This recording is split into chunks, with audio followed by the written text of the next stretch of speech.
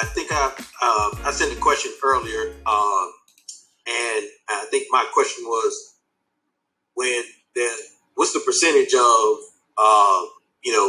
the asking price that the company is for sale for that it sells for that amount, and that's the first question, and if it sells for that amount, have they done all their due diligence or everything checks off?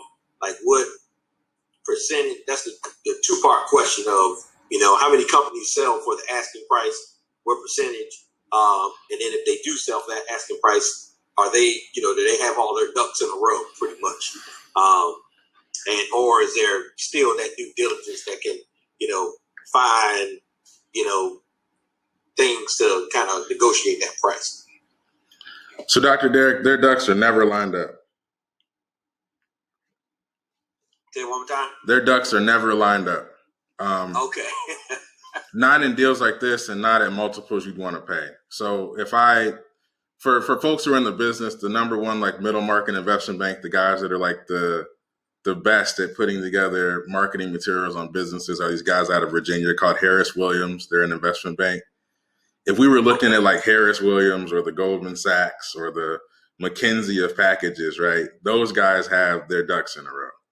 Gotcha. You're looking at Johnny did real estate 6 months ago, did business brokerage, 2 years of taxes, and a completely BS 2-page thing that's a bunch of lies, not because it's malicious, but just because he doesn't know, right?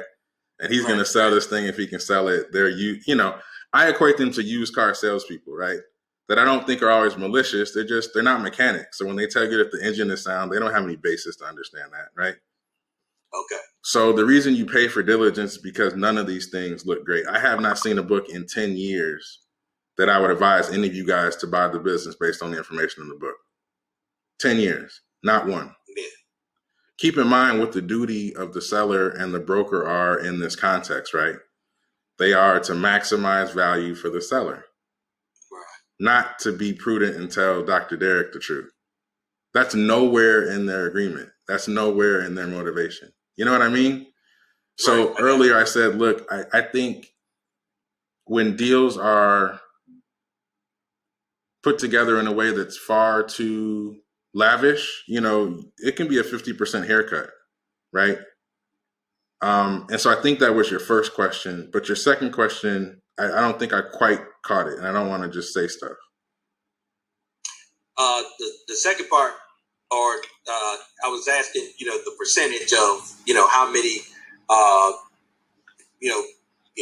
deals are, go for the asking price. And then the second part of that is if they do they have their ducks in a row, pretty much. Okay. They don't have their ducks in a row. If they go for the asking price, either the asking price was low on purpose to move the business quicker, right? So if the broker can get his check quicker, he will. And some businesses are offered at prices that are attractive. And so in that case, a business could go for its asking price. The ducks still aren't lined up. They're never lined up. And what percentage of deals go for the asking price? In my experience, very few. Now, this current market is frothy for sellers, no doubt, right? There's a bunch of new people in the market. There's a bunch of cash out here. I got my friends from Wall Street that were buying billion-dollar businesses calling me for diligence on million-dollar Amazon FBA businesses that they're going to lose their ASS on, but they don't know yet, right? They're just not built for this. So when things start going for asking price, sometimes it's better to let them go to the highest bidder, right? The thing about an auction is the person who wins it won and lost in the same trade, right?